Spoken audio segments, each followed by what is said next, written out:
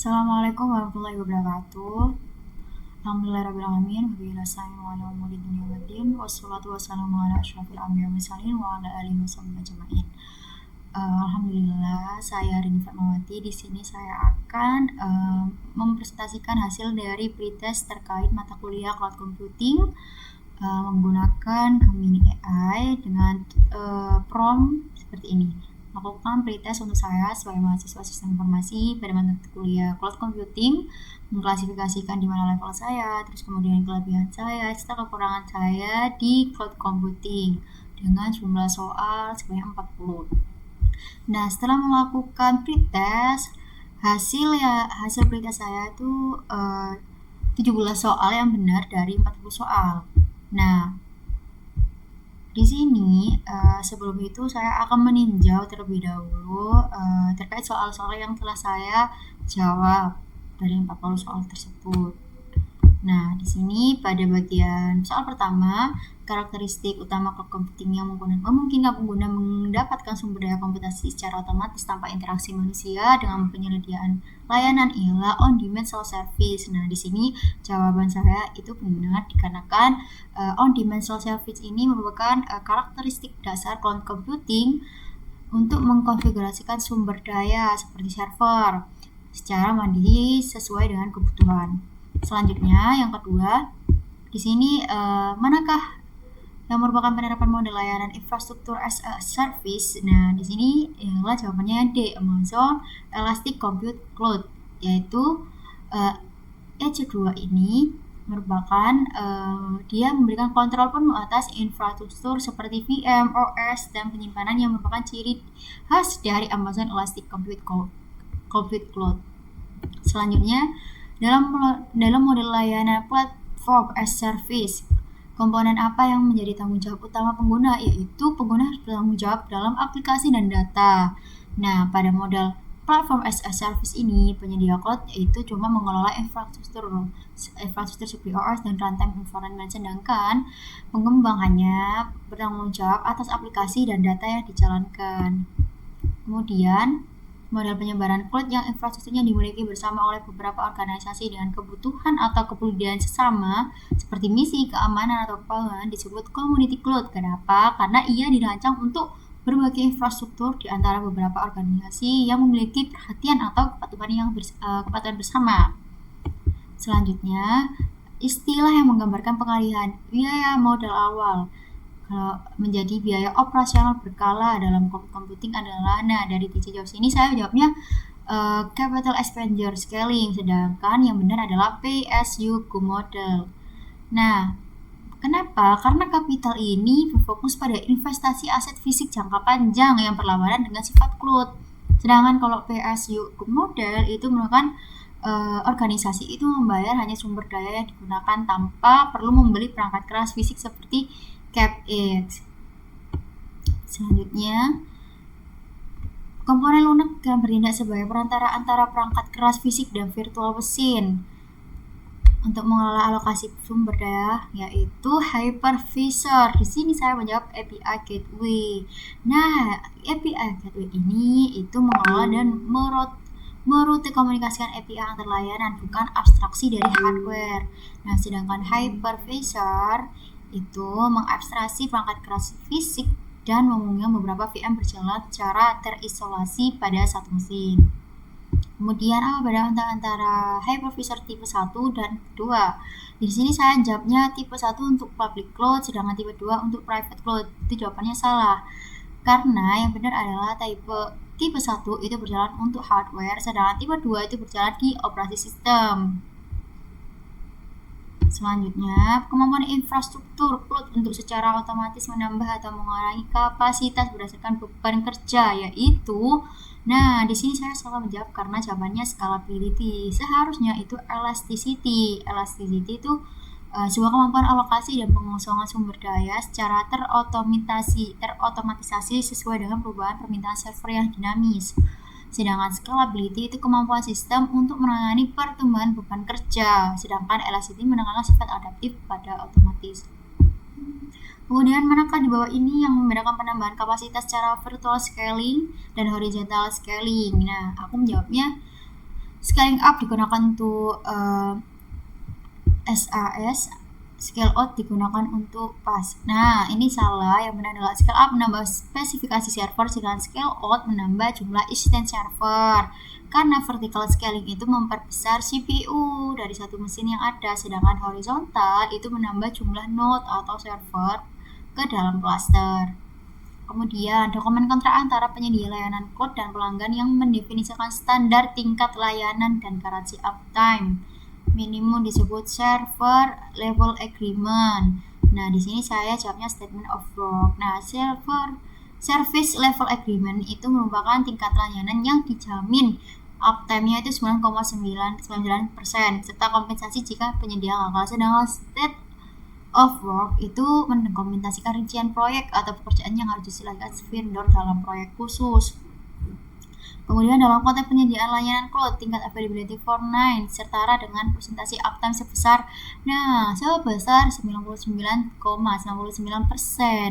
yang mengacu pada angka 9 sebanyak 4 kali, yang berarti potensi downtime hanya sekitar 52,6 menit dalam setahun. Sedangkan jawabannya saya tadi adalah 99,44%. Ini salah, yang benar adalah 99,99%. Kemudian prinsip shared responsibility model pada layanan IaaS sebenarnya bahwa penyedia cloud bertanggung jawab atas benar keamanan fisik pusat data dan infrastruktur dasar. Kemudian manakah dari teknologi berikut yang memanfaatkan virtualisasi tingkat OS dan tanpa menggunakan hypervisor? Yaitu Docker. Kenapa Docker? Karena dia menggunakan kontainerisasi yang berbagi kernel dari sistem operasi host yang merupakan virtualisasi tingkat OS. Nah, keunggulan utama penggunaan kontainer seperti Docker dibandingkan virtual mesin konvensional yaitu di sini jawabannya adalah ukuran image itu lebih ringan dan startup time-nya itu jauh lebih cepat. Sedangkan saya tadi jawabnya kemampuan penjalangan OS kernel yang berada di host OS. Jawabannya salah. Yang benar adalah ukuran image lebih ringan dan startup time-nya jauh lebih cepat karena tidak menyediakan seluruh sistem operasi QoS dan counternya berukuran kecil, yaitu cuma megabyte dan menyala dalam hitungan detik. Platform orchestration container operator yang digunakan untuk mengotomisasi penyebaran scaling dan manajemen kontainer adalah Kubernetes adalah standar industri untuk mendistribusikan, mengelola, dan melakukan scaling kontainer secara otomatis. Selanjutnya, layanan cloud yang memungkinkan pengembang menjalankan potongan kode secara event-driven tanpa mengelola server, yaitu jawabannya adalah service computing fast, yaitu mengeksekusi kode berdasarkan pemicu tanpa perlu penyediaan server. Kemudian manakah di bawah ini yang merupakan contoh dari arsitektur serverless function? Ini adalah AWS Lambda, yaitu layanan populer yang menjalankan fungsi sebagai respon atas suatu kejadian. Selanjutnya, konsep arsitektur jaringan virtual terisolasi yang dibuat pengguna di dalam lingkungan publik, yaitu Virtual Private Cloud. Kenapa VPC? Karena dia memberikan isolasi logikal jaringan di dalam public cloud lengkap dengan alokasi IP, subnet, dan root table. Pada pembagian jaringan VPC menjadi segmen publik dan privat, utamanya untuk apa sih? Untuk membatasi akses langsung dari internet ke instansi database internal. Kemudian perangkat lunak jaringan yang mendefinikan trafik lalu lintas aplikasi yang masuk ke beberapa server target di cloud. Nah, ini saya jawabannya router virtual salah ya, karena router ini hanya mengarahkan lalu lintas data antar subnet, sedangkan yang benar adalah load balance, yaitu membagi beban kerja secara merata ke beberapa server untuk mencegah kelebihan beban pada satu instansi saja. Selanjutnya, manakah jenis penyimpanan cloud yang menyimpan data sebagai objek mandiri yang terdiri dari data, metadata, dan pengenalan unik serta diakses via HTTP API, yaitu namanya object storage, karena dia menyimpan file tidak terstruktur sebagai objek yang diakses melalui URL. Sedangkan block storage ini menyimpan data dengan membagi volume terbagi yang bertindak sebagai hard drive mentah bagi mesin virtual. Nah, kemudian layanan AWS EBS, yaitu Elastic Block Store, merupakan contoh dari jenis penyimpanan. Nah, ini baru block storage karena dia menyediakan volume penyimpanan tingkat block yang disadarkan ke instansi EC2 untuk berfungsi seperti disk visit. Dalam manajemen akses cloud, prinsip keamanan least privilege berarti bahwa pengguna hanya diberikan izin akses minimum yang diperlukan untuk tugas. Jadi terbatas. Fungsi utama dari MFA pada akun administrator cloud yaitu menambah lapisan verifikasi tambahan selain hanya kata sandi. Jadi MFA ini memerlukan 2 atau lebih bukti autentikasi, kadang itu berupa sandi atau kode OTP dari ponsel sebelum diberikan akses lebih lanjut.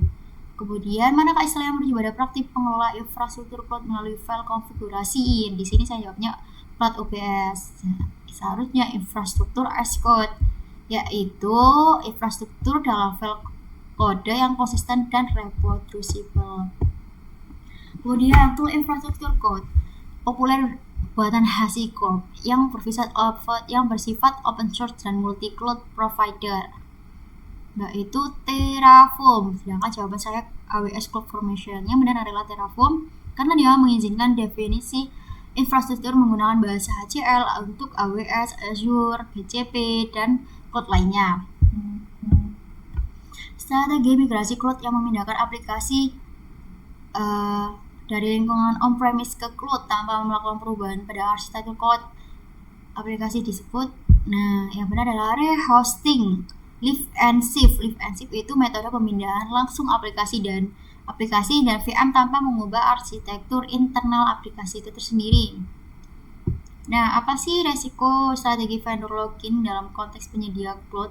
Nah, risikonya yaitu pertama, kesulitan dan biaya tinggi saat memindahkan aplikasi ke penyedia cloud lain, karena vendor login ini terjadi ketika ketergantungan pada API atau teknologi proprietary milik satu vendor membuat pemindahan layanan menjadi sangat rumit sehingga dia mahal.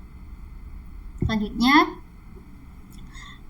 kombinasi 2 penyedia atau lebih penyedia public cloud disebut multi cloud strategi, bukan hybrid cloud strategi. Multi cloud strategi maksudnya apa? Pengguna dapat menyediakan beberapa penyedia layanan public cloud yang berbeda untuk menghindari vendor login dan meningkatkan keandalan. Yang ke-30, apa sih RTO dalam perencanaan disaster recovery cloud?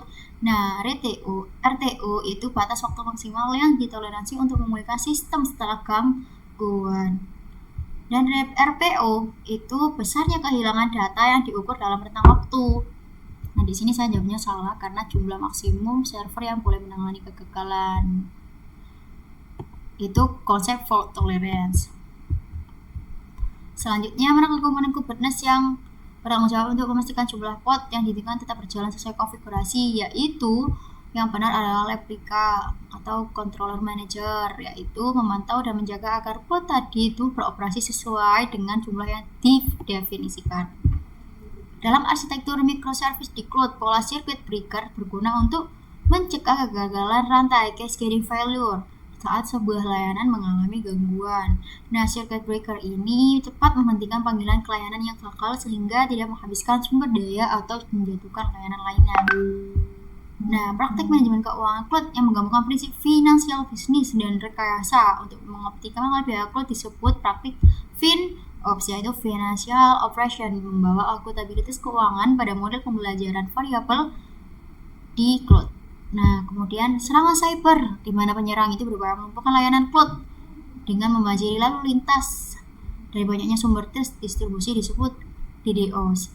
Nah, merupakan lonjakan trafik palsu yang sangat besar dari banyaknya host untuk membebani kapasitas server lain target hingga crash. Sedangkan SQL injection itu menyisipkan query basis data berbahaya melalui form input aplikasi. Jadi yang benar adalah distributed denial of service. Untuk melindungi aplikasi web dari serangan cyber, komponen keamanan yang tepat untuk dipasang adalah Web Application Firewall. Karena Web Application Firewall ini memfilter dan memantau lalu lintas HTTP maupun HTTPS antara aplikasi web dan internet untuk menangkis serangan OSI layer 7 seperti SQLI dan XSS. Konsep setelah application merupakan server tidak menyimpan data sesi pemesan di dalam memori lokalnya. Lanjut, apa fungsi utama dari layanan caching terdistribusi? Di sini saya menjawab salah karena yang benar adalah menyimpan data yang sering diakses di dalam RAM untuk mempercepat waktu respon. Selanjutnya, yang terakhir, prinsip immutable infrastruktur pada DevOps Cloud mengajarkan bahwa ketika kita terjadi perubahan atau update pada server lama itu tidak dimodifikasi melainkan diganti dengan server baru, image yang baru. Nah, immutable infrastruktur ini mengganti total instance server yang lama dengan set baru yang disiapkan dari awal untuk mencegah apa?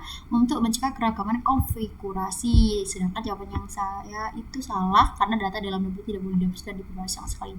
Sedangkan yang benar adalah server lama itu tidak dimodifikasi melainkan diganti dengan server yang baru. Nah, skornya adalah 17 benar dari 40 soal. Nah, keunggulan saya dalam pretest tadi yaitu memahami konsep dasar dan model pelayanan cloud computing tadi.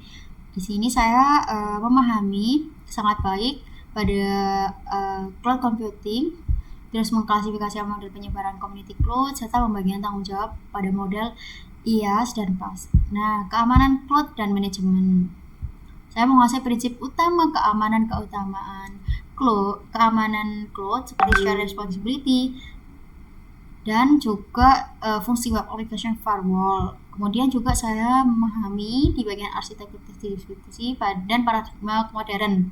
Nah, saya memahami pemahaman dasar yang membahas tentang arsitektur stateless application, pola circuit breaker pada microservice, terus pengenalan serverless, pemeriksaan edge computing, serta konsep fin operation dan RTO. Nah, area fokusnya ini kekurangannya berarti virtualisasi, kontinensi, dan orkestrasi. Jadi saya perlu mengalami perbedaan mendasar dari hypervisor tipe 1 dan 2, terus keunggulan dari kontainer dibanding VM tadi, serta arsitektur internal Kubernetes seperti peran controller dan replika set. Yang kedua, scalability, skala penyimpanan dan komponen jaringan. Di sini saya harus meningkatkan pemahaman terkait perbedaan konsep elasticity dan scalability, kemudian vertical scaling, terus horizontal scaling, fungsi load balance, perbandingan object storage, serta block storage, dan peran distribusi caching. Kemudian yang ketiga, saya juga harus mendalami penggunaan tool infrastruktur as code seperti Terraform, kemudian prinsip immutable infrastruktur, terus perbedaan strategi multi cloud dan hybrid cloud, dan strategi migrasi live and shift, serta risiko vendor lock-in. Selanjutnya saya juga lebih memahami kembali terkait model pembiayaan pay as you go seperti CapEx dan CapEx ke OpEx, dan fungsi dokumen service level agreement, dan presentasi uptime for nines, serta perbedaan spesifik antara RPO dan RTO. Itu saja hasil pretest terkait mata kuliah cloud computing saya. Kurang lebihnya mohon maaf. Wassalamualaikum warahmatullahi wabarakatuh.